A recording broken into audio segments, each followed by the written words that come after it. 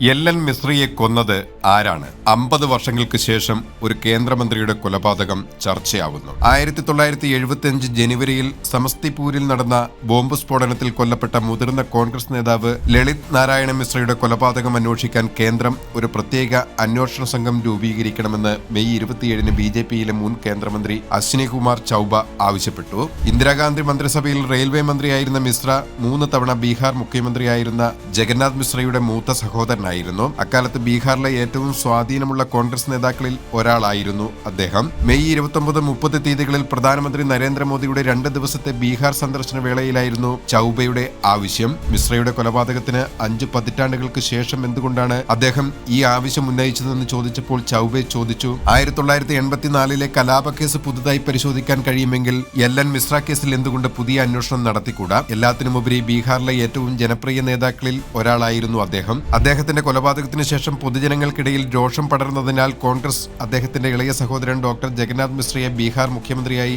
അവരോധിക്കേണ്ടി വന്നു.